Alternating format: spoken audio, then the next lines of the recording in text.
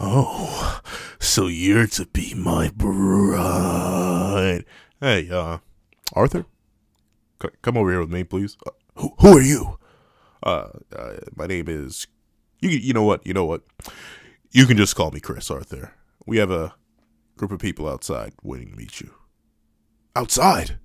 Just cooperate.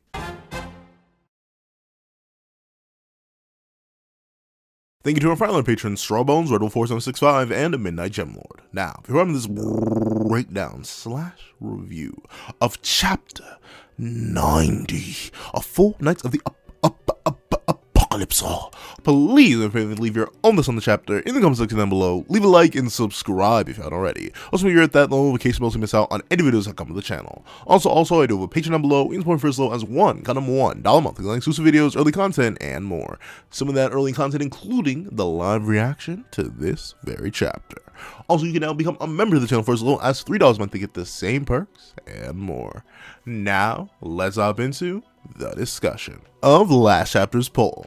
Now, last chapter I ended up asking y'all, of all the 3 groups that we were gonna see get down and dirty with it, which one were we the most hyped to see?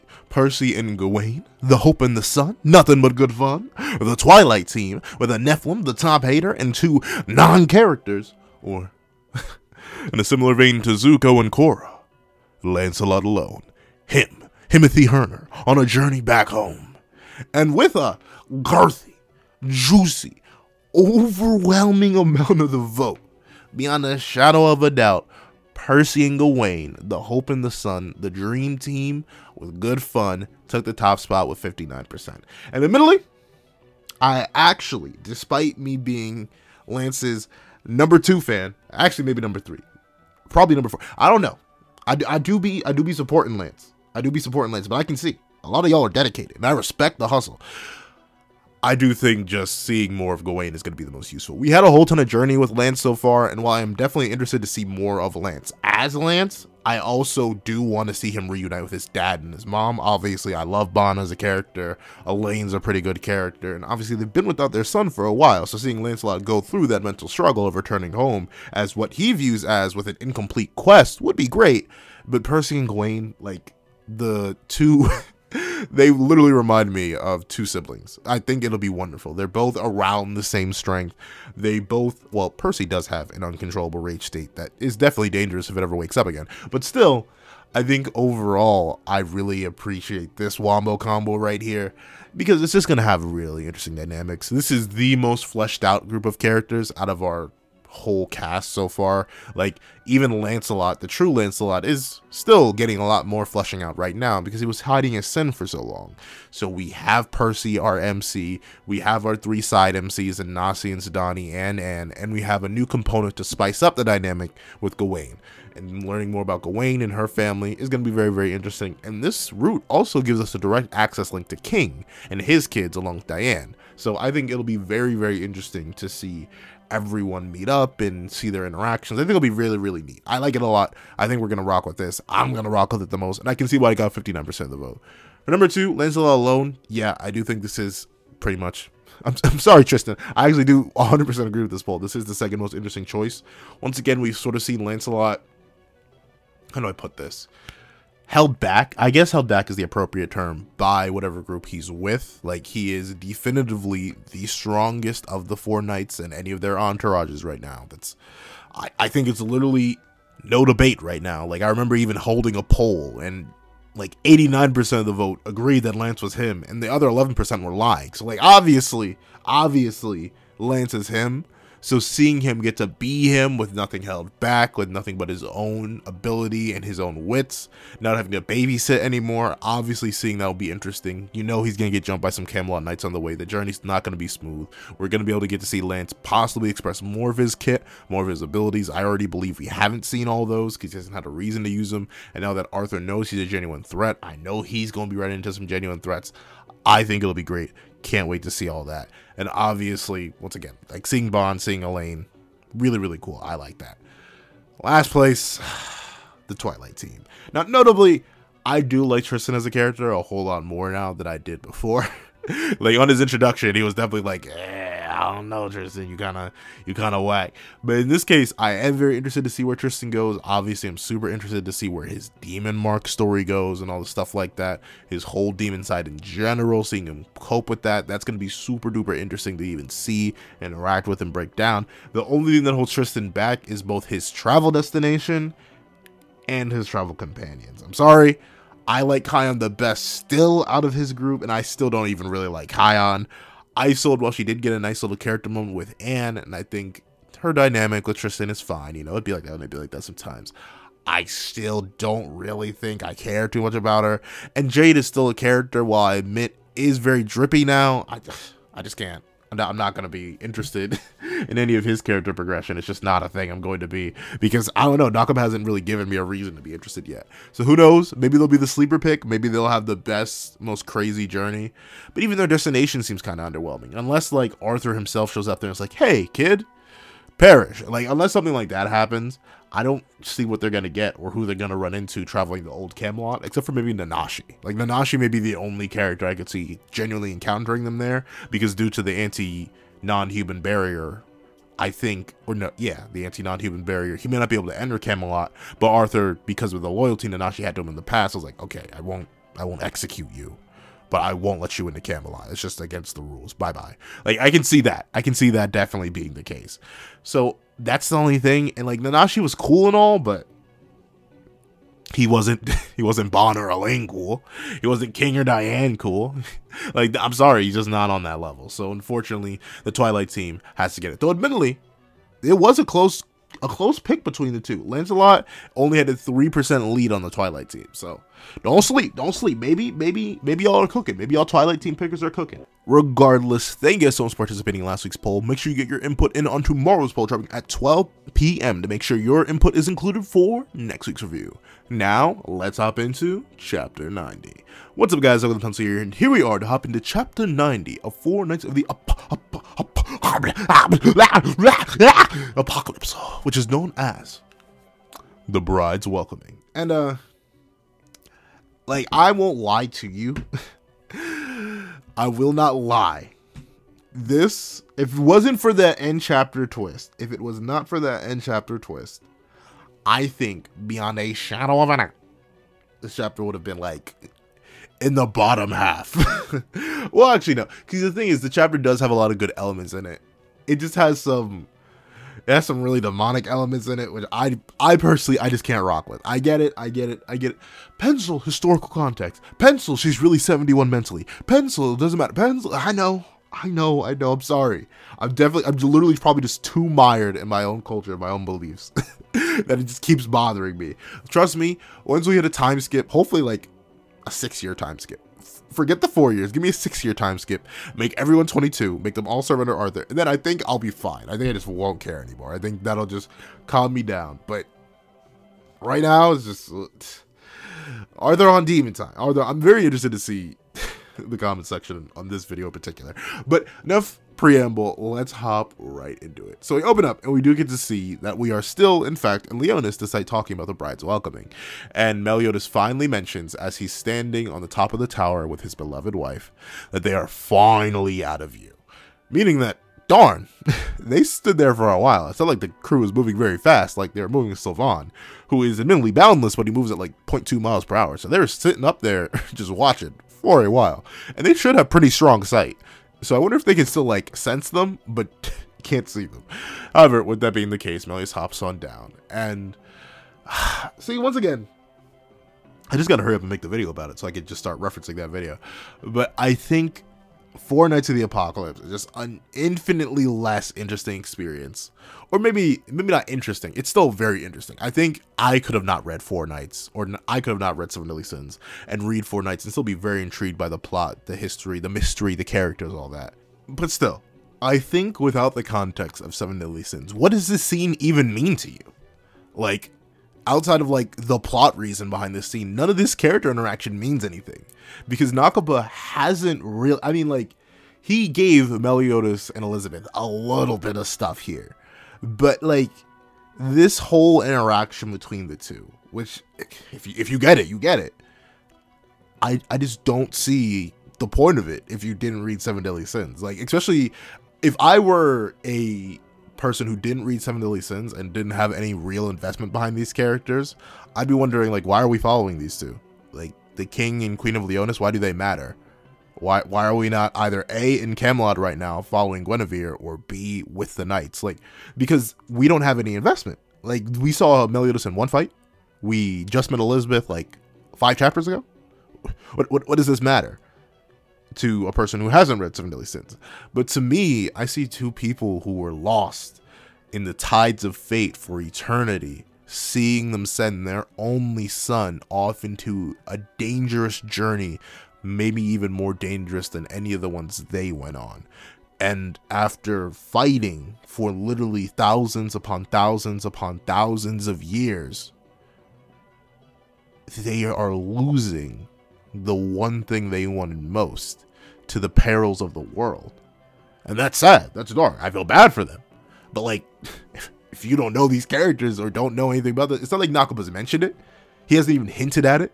As far as you know, outside of the fact that Meliodas is a demon and Elizabeth has Triskelion eyes and Tristan's a half goddess, like, what does this even mean to you? And who knows? Maybe I'm just, like, reading too deep into it. Maybe this is just like, oh, it's just these two characters having a conversation. It doesn't mean anything. But I don't know. I feel like Nakaba has done that a couple times where he's included scenes and moments, even ended chapters on things that, like, wouldn't make any sense unless you were a Four Knights fan who read Seven Deadly Sins first. Yeah, maybe that's just me. Maybe that's just me. Tell me what you guys think about that. I don't know. I feel like this whole first section is weirdly strange. And I know I keep going back to that, which is why I will make a video so I can shut up about it in the reviews. But still, we see Meliodas being like, I never thought I'd send my own son on such a dangerous journey.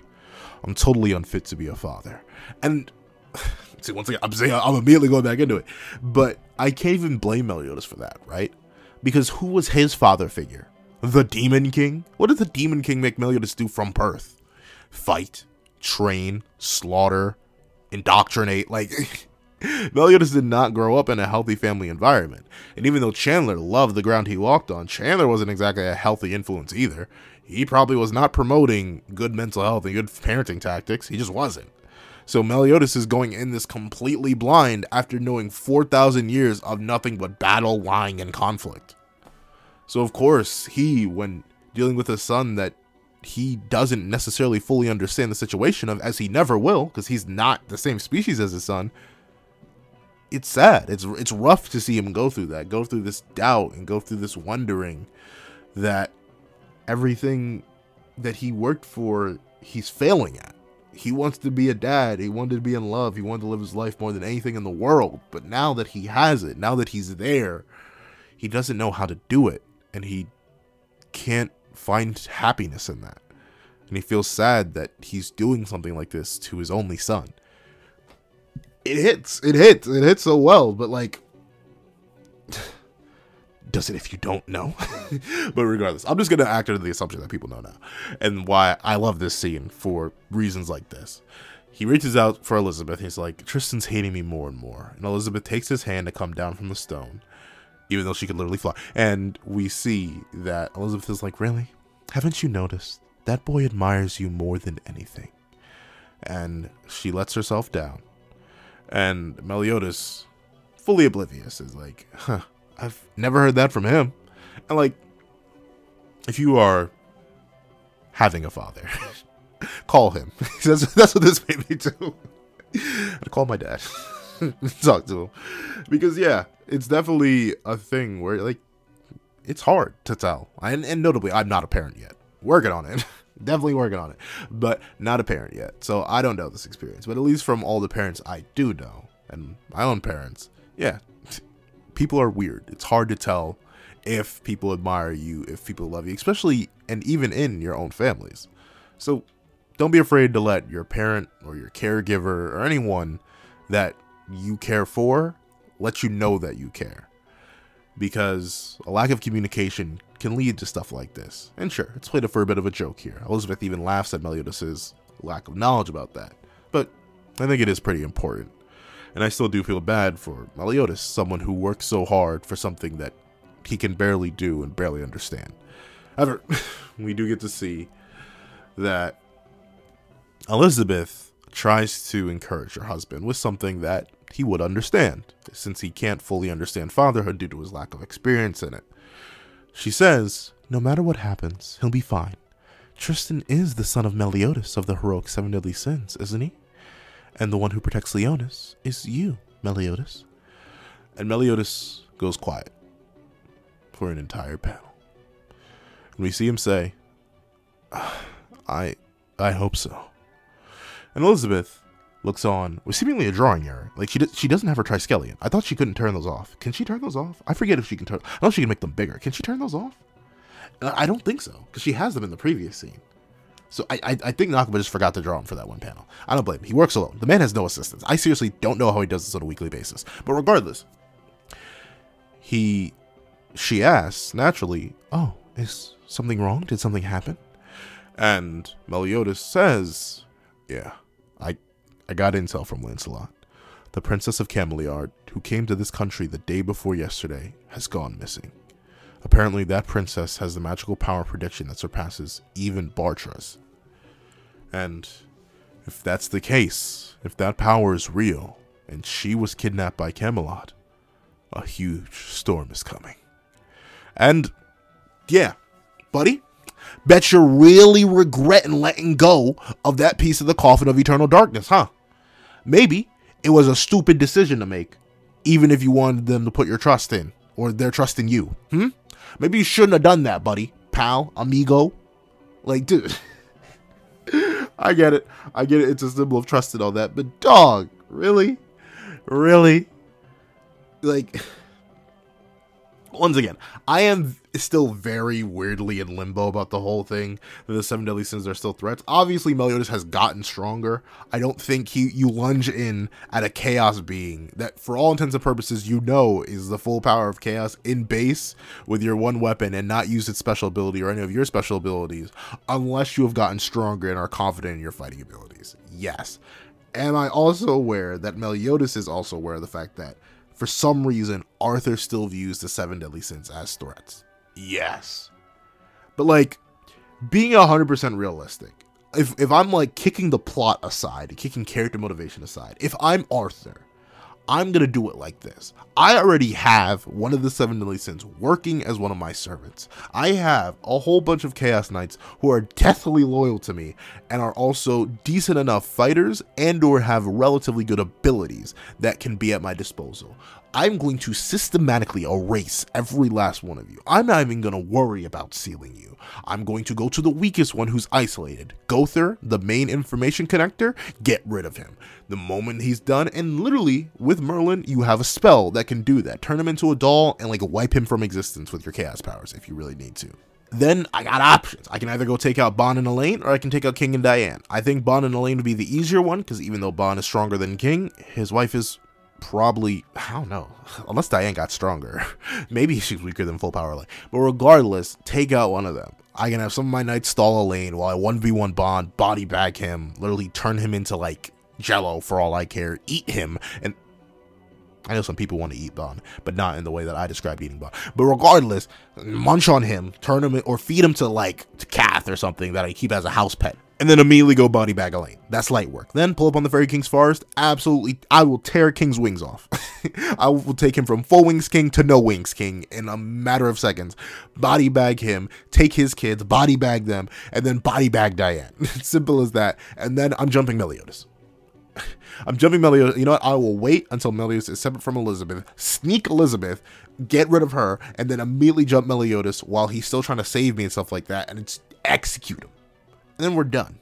I still don't fully understand the idea that Arthur needs to be, whoa, cautious. These people, they're danger. You have 16 years of chaos training, bro. Just body bag them. Like, straight up annihilate them. What's the holdup, bro? I really don't think you need this future sight ability. But he did. So I guess a huge storm is coming. But regardless, I don't know. I do feel worried for Mel's continued existence. I do still think that Arthur may end up sealing him. For some reason, I just don't see Nakaba really getting rid of Meliodas. It's like for the same reason I don't see Boruto ever actually getting rid of Naruto. Like, Meliodas sells books. He sells copies. A lot of people still, I see, in the community, don't read Four Knights because they don't think there's enough Meliodas in it. So I highly doubt Nakaba, unless he really, really, really wants to blow the internet up for a quick second, will off Meliodas. I think he'll just seal him. He's going to do the same thing that... Let me stop. He's going to do spoilers. And with that being the case, I'm a little bit hesitant, but hey, you know, information is important. I understand the sins are still apparently a threat, so any information is useful. So with this huge storm coming, I can see why Meliodas is so worried. However, we do cut away from this duo who now fears the fate of the coming storm, and we see that we are back with Guinevere and Ironside. And Ironside, he hits her with the, "We have arrived, Princess Guinevere. Welcome to Camelot." And Ironside, you better watch your hand, bruh, because you know Arthur mad possessive. However, we do get to see that Guinevere arrives within the world of Camelot. And I will admit, once again, I don't usually praise Nakaba for his art, mainly because, like, I have so many other things to talk about. But golly gee willikers, you gotta realize this man has no assistants. He just does this by himself every week. And of course, I know he probably has, like, chapters upon chapters, like, built up, or, like, sketches at least done, and then he inks them. But, like, this one spread alone, all the detail in this gosh darn background, from all the different stone pillars, to the different structures, to the castle floating upside down, but it's not even really upside down. Like, it's such an interesting perspective. And then he had to draw Ironside and Gwent. Like, dog, Nakaba, he is crazy sometimes. Like, I don't even know how he thinks of some of this stuff. Like that weird floating human bundle of arms and limbs in the sky. Like, I have no idea how he even thinks of some of this stuff and what compels him to draw it. But darn, when he thinks of it and he get to draw it, he can work some magic with a pen. He can definitely work a magic with a pencil and a piece of paper. I can give him that. Bro is crazy with the art. But some things to note. One, for some reason, the castle's in the sky and upside down. Why? I don't know. I genuinely can't tell you. But for some reason, the castle's in the sky and upside down. Number two, this just does not seem like a habitable place. Or, did I say that right? Habitable? There we go. It doesn't seem like a I can't English well. Habitable environment. I don't know. I don't see how people can live here. Like, where are the supposed swaths upon swaths of people that Arthur revived or can revive? Like, where do people go in this world? Maybe this is just like a higher realm or something. Like, I can assume that the castles where Arthur resides, this land, based on later information in the chapter, is where the Chaos Knights reside. And then maybe there's like a lower realm where the people of Camelot, like the citizens and the non-knights, the merchants and stuff like that, that's where they'll live. But still, like, just looking at this environment, it's strange, it's weird, it's unearthly, it's, for lack of a better term, it's chaos. And with that being the case, I'm really wondering what that ball is. Like, my eyes are so naturally drawn to it, despite it not being that detailed. The most detailed there is in that ball are its toes and fingers. Like, the back stone on the right side of the page is more detailed than it. But for some reason, that ball of limbs, that floating ball of flesh in the sky, what is that meant to be? Is it supposed to be a sun? What is it? I don't know. It just throws me off and sends shivers down my spine. Ugh, I don't know. It worries me, but it intrigues me at the same time, like Camelot as a whole. And we see that Ironside, you know, he proud. He proud of his nation, proud of his people. He's like, hey, you can't help but feel amazed by this view, can you? Don't worry, sooner or later, you'll get used to. And we see that Ironside forgot her main ability and was like spitting literally nonsense. She's like, oh, I'll go alone from here. And she points up to the upside down castle in the sky. And she says, it's over there, right? King Arthur's castle. And Ironside is like, oh, well, shoot. We got a knowledgeable person over here, huh? I'm surprised you knew even all of this about the landscape. It's impressive. However, I will accompany you. If something were to happen to you, I would face the king's girth. Trust me. The last time he tried to fit all of his chaos meat inside me, it tore my insides apart. And ironically enough, I'm not even lying. Go back to chapter like 23. He literally got his guts torn up by Arthur's chaos meat. But regardless, well, it was more than his guts. Like, literally, his entire body was torn up by Arthur's chaos meat. But we do get to see that Guinevere insinuates that Ironside's mainly doing this because he wants to take all the credit for himself. She calls him a boring man for it too. But like, Gwen, you do realize that like it was his job to bring you here. Like, if you just wander on in, sure, he'll still get credit, but he's got to get credit regardless. He just wants to escort you safely. Though admittedly, I'm not sure what threats in Camelot would really exist. Like, if this is really Arthur's perfectly made to live realm, like what would really befall her? Unless she like fell off the cliff. Like, notably, there is an edge. Like, at least presumably, this land does not seem to stretch on forever. It is floating in this void. So maybe he's worried she'll like stumble off the edge and fall to her doom or something like that. That's probably happened to people before. So, okay, I can actually kind of see why he wants to escort her. Even through like the honor and pride stuff. And we see Ironside's like, you can insult me all you want. I literally could not care less. Whatever you say to me, I will accompany you. And we see Gwen refusing to be accompanied. It's like, oh, so you want to play it that way? All right. I see. Well then, I shall teach you something good, you duty-bound guard dog. In your final moments, you'll be in your dearest son's arms, weeping and frothing your life. Oh, my. So you'd let me go alone then? Thank you. Well then, farewell, Lord Ironside. And, so, initially, when I first heard about this, because admittedly, I did hear spoilers. I did hear them in like, pieces and parts. This chapter was everywhere. I did hear about that, and I was like, Percy? Putting his own father in a pack with the inability to heal him? Sounds like the perfectly tragic end. Like, I was perfectly fine with that. And it even makes sense why Ironside would stop and consider that. Even with me not knowing the full context of this chapter yet, I was like, oh, if Ironside gets put in his place by that, then he thinks he's going to fall to Percy. And that's a pretty dark fate, considering he's the one who tried to get rid of Percy in the first place and failed on multiple occasions. So, obviously, that's a pretty tragic end. And it makes sense why Ironside stops and lets her go, because, shoot, any more foreboding warnings of the future is terrifying. However, something I don't fully get here, or at least I'm wondering about, is how does Guinevere know that? Like, legitimately, how does she know that? Because you gotta remember, her power works on proximity. She needs to be there. Unlike Bartrar, who will give you a general vagueness about the future as a whole, she needs to either be told things and recollect them, and or she needs to be there to witness them.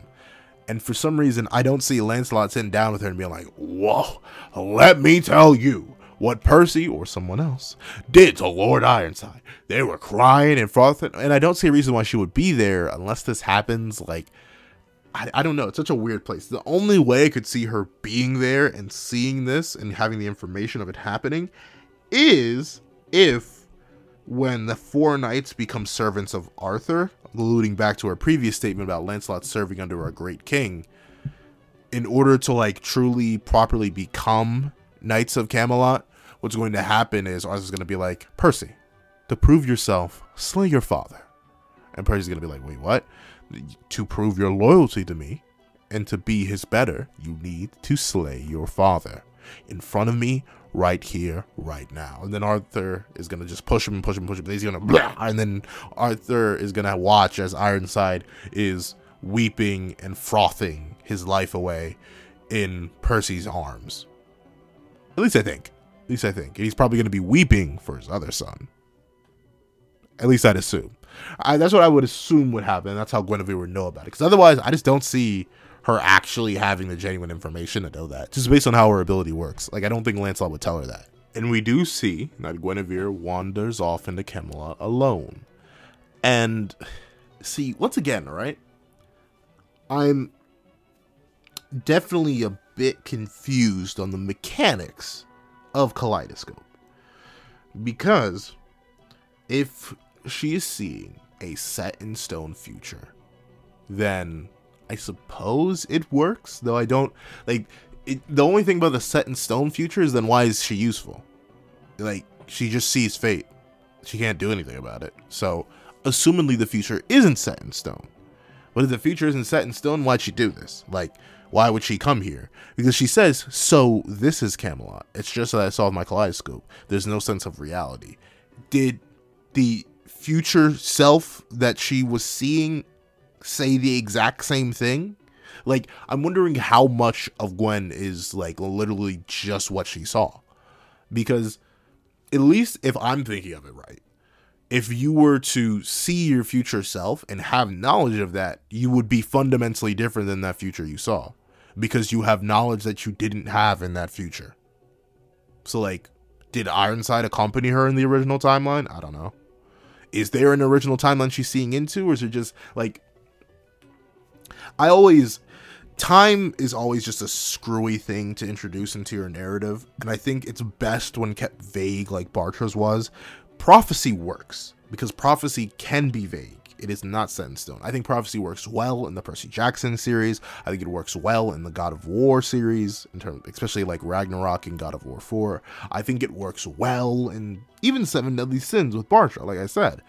But direct future sight and stuff like this, where everything is supposedly perfectly outlined to the point where she even knows how she's gonna die, like, I don't get how that works, just based on how time works.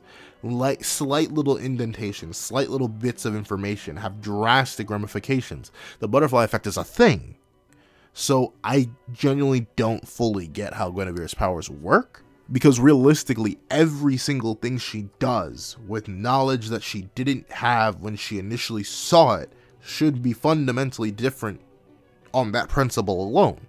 She shouldn't be able to exist in the same time way that herself did, unless she's literally mimicking every single action perfectly. Like, I just blinked. Well, what if I didn't blink? And then that chain event led to, like, me becoming a billionaire or something like that. But if I didn't blink, I would become a dog. Like, I seriously don't know. That's the thing. With my own lack of the future, I'm just doing what I would naturally do. Whatever that is. Right now, it's recording a video. But if I knew I was going to record the video and how exactly I was going to record the video to the point that it's word for word, bar for bar, what if I say something that I didn't say in the original video? Won't that have drastic ramifications? So it's the same thing here with Gwen. She knows that she was going to walk this path through Camelot, but she didn't know when she saw herself knowing, so didn't her knowing mean that she's taking different steps, she's breathing at different paces, she's doing different things? Like, the ramifications this has on a timeline scale is massive. So I genuinely don't know how her ability works. I've been reading the comments trying to get a general grasp of it, and I don't know. I feel like I'm going to make a whole video on it. We're going to just have a huge, massive discussion on it. Because if I sit here talking about this for the rest of this video, we're going to be here all day. And we see, and she makes a very interesting statement that concerns me and interests me. She says, there's no sense of reality. What does that mean? Like, in terms of, like, normal reality, as in mushrooms aren't usually buildings, or the ground isn't usually parallel to an upside down floating castle in the sky? Like, what does she mean by there's no sense of reality? I'm assuming it's just that, like, it just doesn't match the real world because it's literally just Arthur's imagination given form. But I don't know, there's no sense of reality. It's very, very interesting. I wonder if we're ever going to come back to a phrase like that, because Nakaba, I've said it many a time before, he's very particular with his wording. He's a tricky guy. He's a very tricky guy. And we see that Guinevere arrives at this twisted tree, and she says, it's here, I'm sure, the gate to our chance meeting.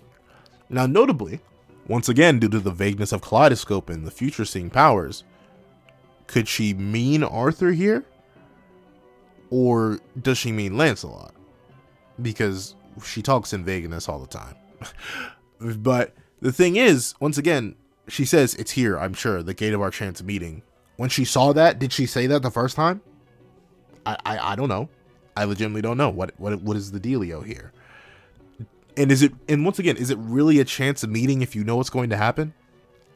I don't know. Once again, it's just the ramifications and the time. It's all weird and oogly boogly, and it disturbs me. It annoys me. That's the thing. Just don't. From a reader to possible writers out there, if you can tell your story without introducing any sort of locked timeline stuff, any time travel, any time elements, unless your entire story is built around it and you've thought about it in depth, like some Steingates level, I've thought everything about it, or some Back to the Future level, it's just really, really simple and we're going to play it with the whole story around it. Don't do it.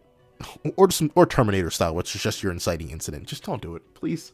Because it leads to headaches, at least for people like me. I know other people don't care, but it bothers me a lot. And we see she walks into this tree, and she stands in the middle of the circle, and she recites a spell. And notably, I'm not going to say it, mainly because I can't. I don't know. I tried multiple times saying it, like off camera and off mic, and I just can't do it. But with that being the case, she even questions, did I say that right? So I keep saying original timeline. In her dreams, let's go with that. In her dreams, how did she do this? How did she get here? How did she get to Arthur for this chance meeting? Because she wouldn't have known this.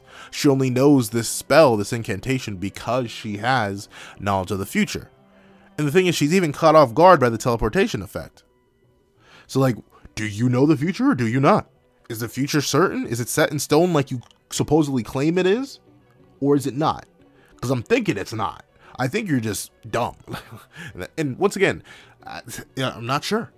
Am I insulting a 12-year-old by calling them dumb, or am I insulting a 71-year-old woman on her deathbed? I don't know. Because if it's set in stone and she's 71, then she shouldn't have surprise reactions to anything. If anything, she should just be a darn robot walking through life, or a puppet playing to her every single previous action since she's already seen it all. But this seems more like the reaction of a genuine 12-year-old who didn't know if their spell was going to work, even though supposedly they already know everything. I don't know. The more and more I see of her and her lack of definitive knowledge and her questioning of this future, I'm starting to believe she was just stupid for not going with Lancelot. Like, legitimately, the one guy who probably could have prevented a whole ton of chaos that's likely going to pop off, you could have just gone with him. You could have just attempted to change that future. Especially considering the future does not appear set in stone to even you. You dum-dum. However, we do get to see the teleportation spell does work, and she appears in a room. And we see that, Merlin and Arthur, they're standing out, trying to show certain things to each other, you know what I'm saying? Getting some practice. Okay, I'm sorry. I literally have no idea what they were doing. Well, kind of, I have an idea. We do get to see another interesting shot of Camelot. And notably, we are in the cloud sky castle thing, at least assumedly. But we're seeing a different thing than what we saw before. Notably, we see what appears to be a miniature planetoid that has a big old tree growing on it, but it's very, very small. At least, I don't think it's a full planet, so don't get your hopes up.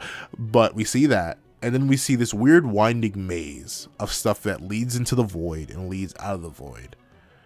And there's, interestingly, a gigantic statue of a horned thing. I'm not sure if it's a battle helmet that's horned or something, but it is wielding a sword. I don't know, is that meant to be like a representation of human valor and strength? That's the thing. I'm wondering how much of this is fully of Arthur's free will? How much of this truly is chaos just taking Arthur's thoughts and making them reality? Or taking his subconscious thoughts and making them reality? I don't know. And I'm actually intrigued. I wonder what sword Arthur has on his waist. Let me see. I don't think we see it in the chapter. Yeah, we don't get a long enough shot of his waist to tell which sword. He has a scabbard on him, but I'm not sure which one it is. Very interesting. However, we do get to see that Guinevere is like, I'm sorry, am I interrupting something?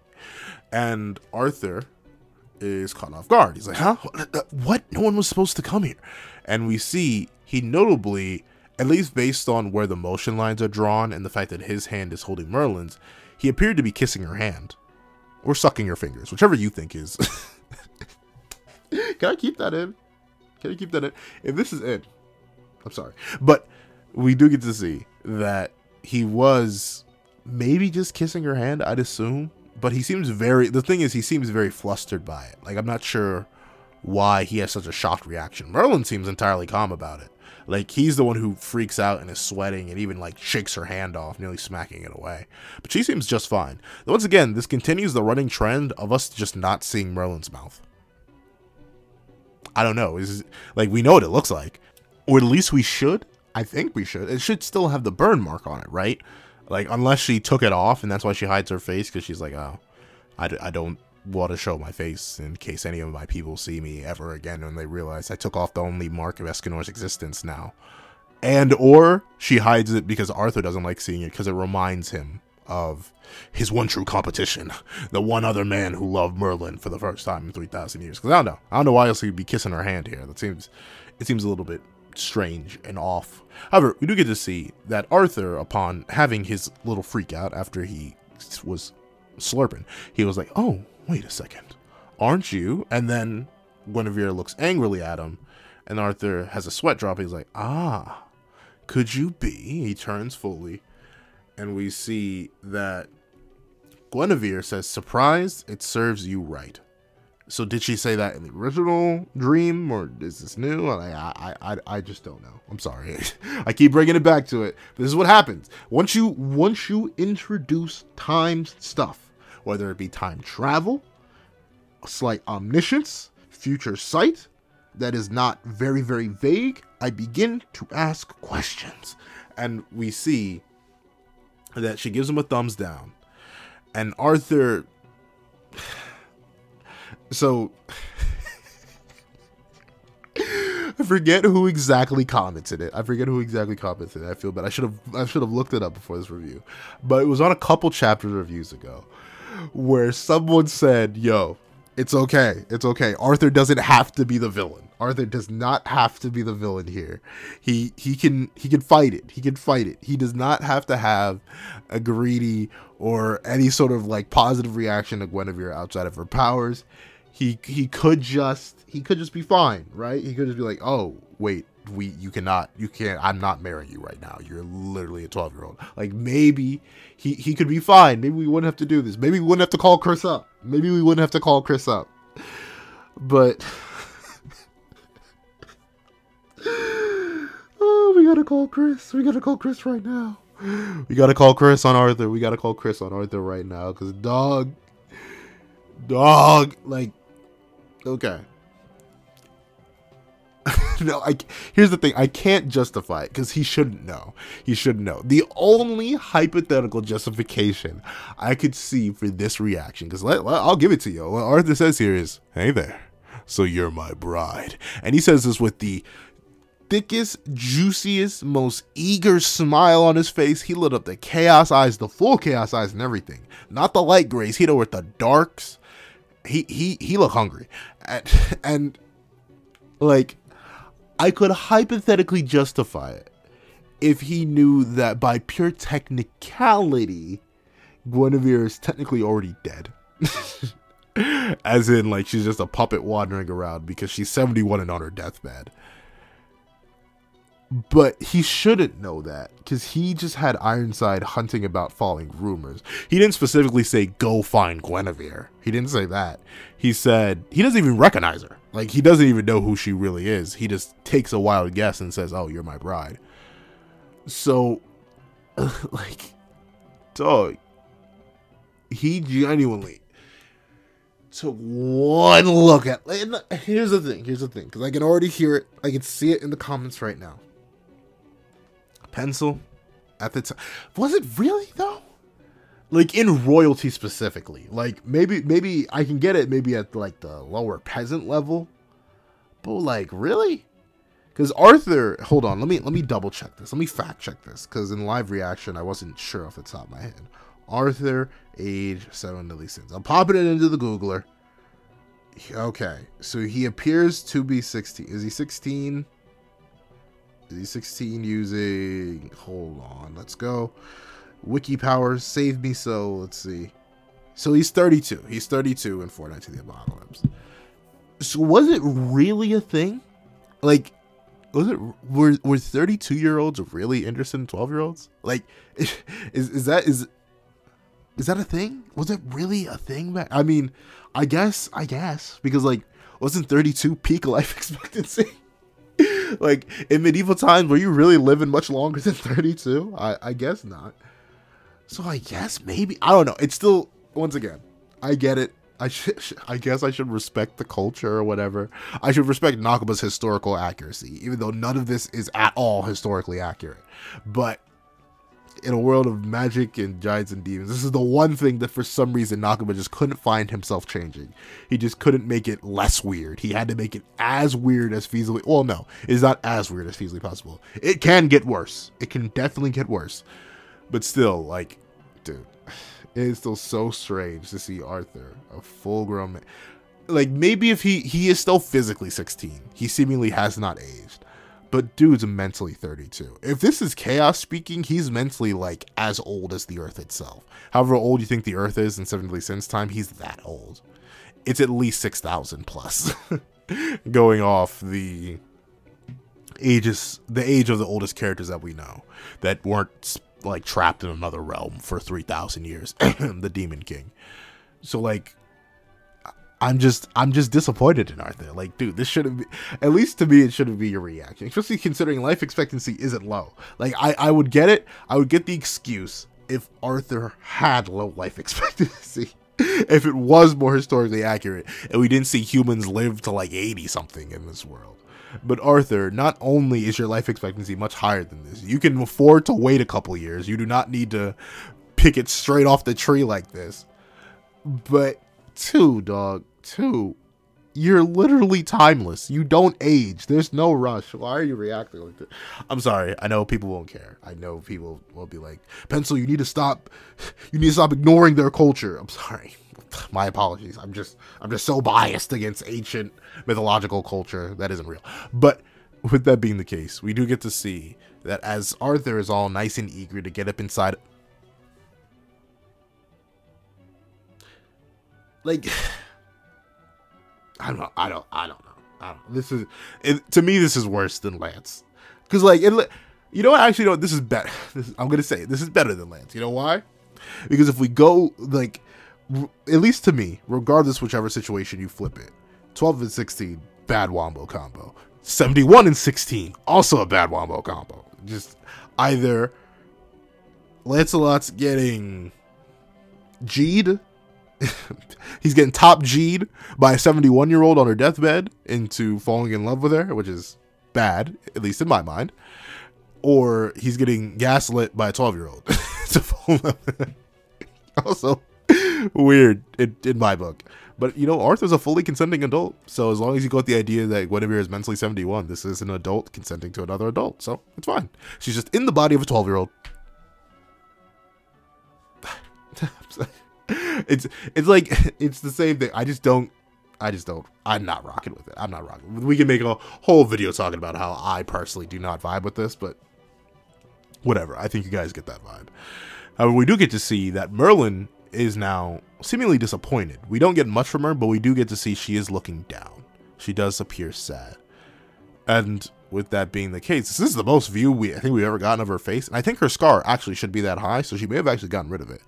Or Nakaba just forgot to draw it. However, with that being the case, looks like Merlin is disappointed that she doesn't get that big juicy chaos meat all to herself. She now has to share it with a 12. I'm sorry. I can't get it out of my head. We're going to move on. And we do get to see that Ironside is now walking across a field of dandelions. And he goes to say, oh, such an irritating girl. She has no discipline at all.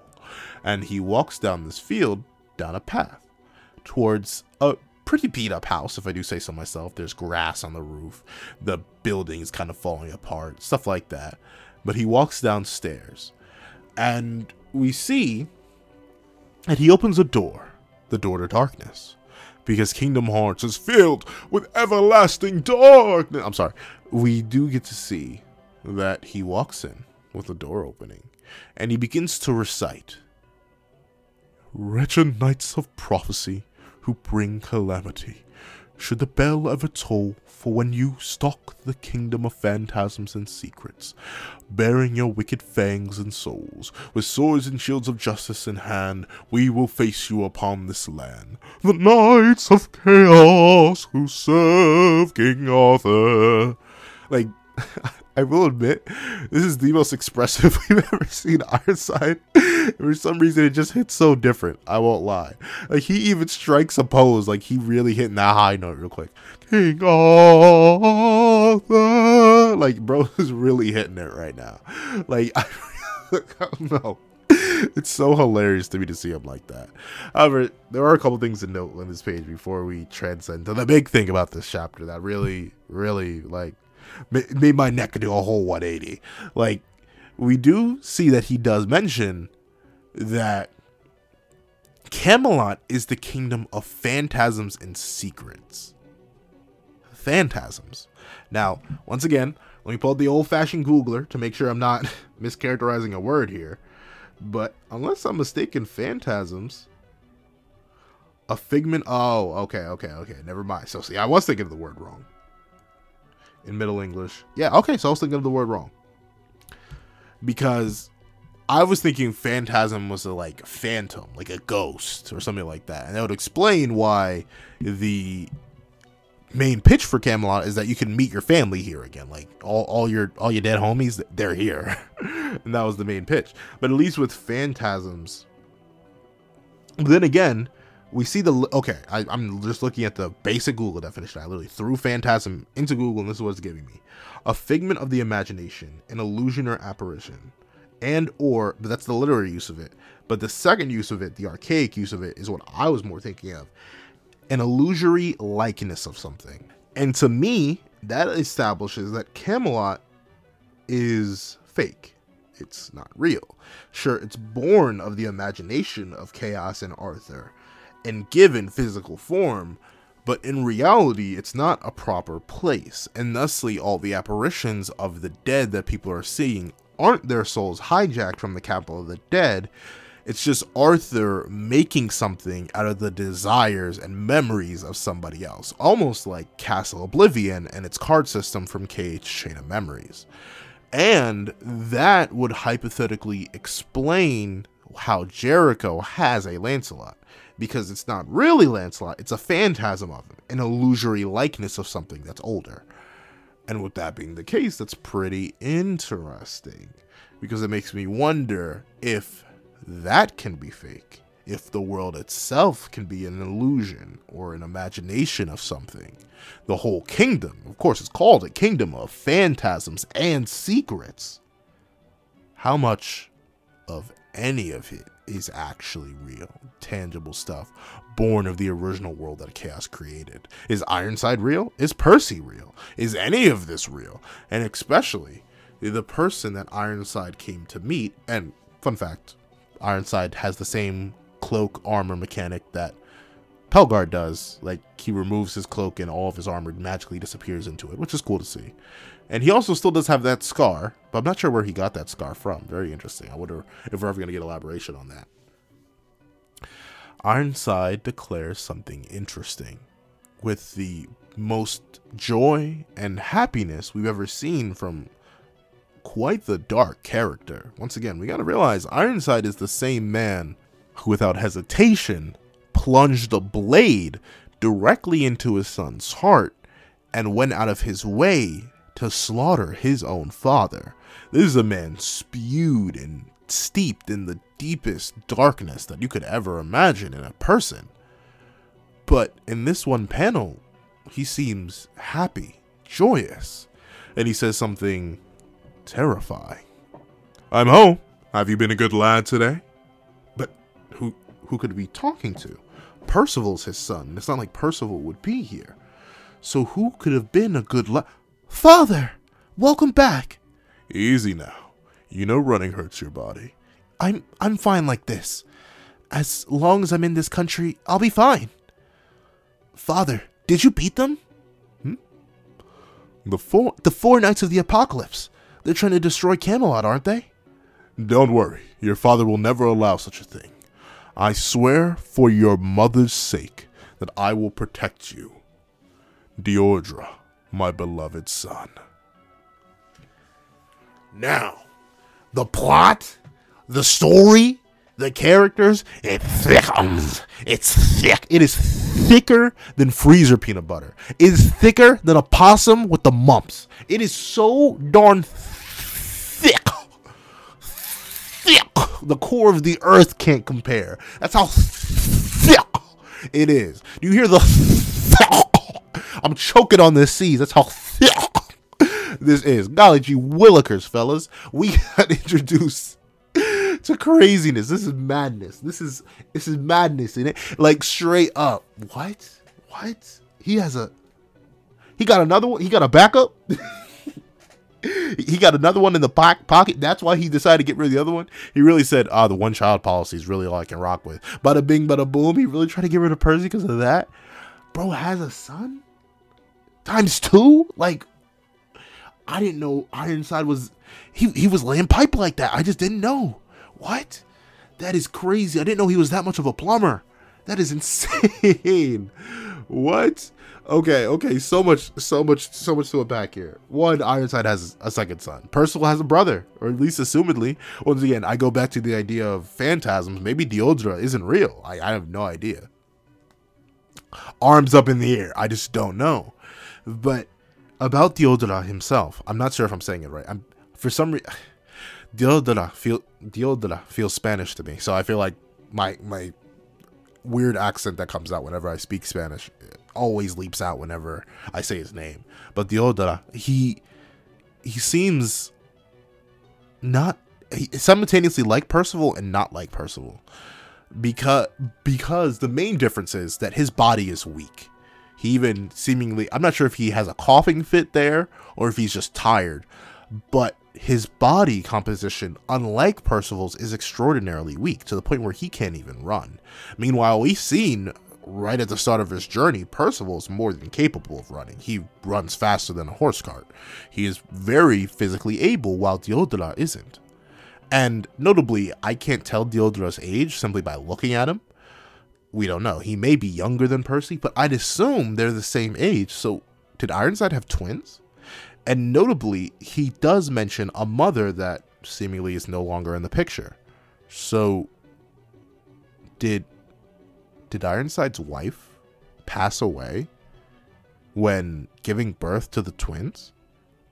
And Varghese, but then the thing, see, the plot thickens. So that's why I'm saying this, because if that's the case, why did Varghese leave Deodra? Because we see he cares about his grandkids greatly. Is that a mark on his leg? Does he have a mark? I can't tell. But we see he cares about his grandkids a lot, to the point where he didn't want them being raised under a false king like the new Arthur. But at the same time, he left Deodra behind? Is Deodra an illusion? Is Deodra the person that Ironside wanted Percy to be? A fake phantasm? Because another thing about Deodra is not only that his body is weak, but he says he can only be in this country. That's the only way he can be fine. Implying that if he were to leave Camelot, he would perish. Almost as if he isn't real. This kingdom of phantasms and secrets is maintaining a fake boy. Just like I assume the fake Lancelot could not leave Camelot. But see, the thing is, Deodra doesn't only thicken the plot in that way, where Ironside has a son, Percy has a brother. This is likely going to lead to conflict in the future when they finally arrive to Camelot.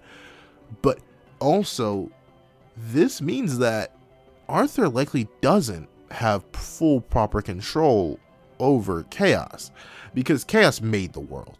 It created the planet, and the planet doesn't have any problems existing even when Chaos is sealed away. Hypothetically, even in alternate dimensions, if we're to believe that purgatory beasts are born in purgatory from the mother of Chaos, which was Chaos. And if that's the case, then why do Arthur's manifestations not seem to maintain themselves? At least if Deodra is a manifestation, not just a sick child. I don't know.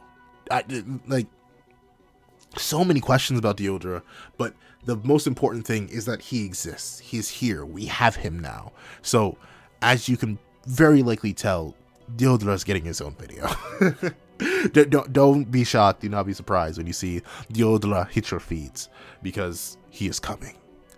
And the knights and their journey gets ever more complicated. However, with this being the case, we do see that the chapter ends here with seeing Deodra, the beloved son of the father and son slayer Ironside. And the next chapter is going to be continued in chapter 91, known as Confrontation. So overall, the chapter, it definitely had its weird low demonic points that I know some people won't care about, but I do. But it's fine, because this twist right here makes it a 10 out of 10 chapter. I'm very interested now. The plot thickens is an understatement. I'm very intrigued to see where we're going to go from here with this plot point, with this character. So much of the world just opened up, and I can't wait to see it. However, that's what I think. Please tell me what you guys think in the comment section down below. Thank you guys for watching. Remember to like, share, comment, and subscribe. Make sure the notifications to miss out on any videos that come to the channel. Also, I do have a Patreon down below. Links for as low as $1 a month. Exclusive videos, early content, and more. Also, down become a member to the channel for as low as $3 a month to get the same perks and more. Thank you guys so much once again, and I hope you guys have a wonderful day. This is That Guy with the Pencil, writing off.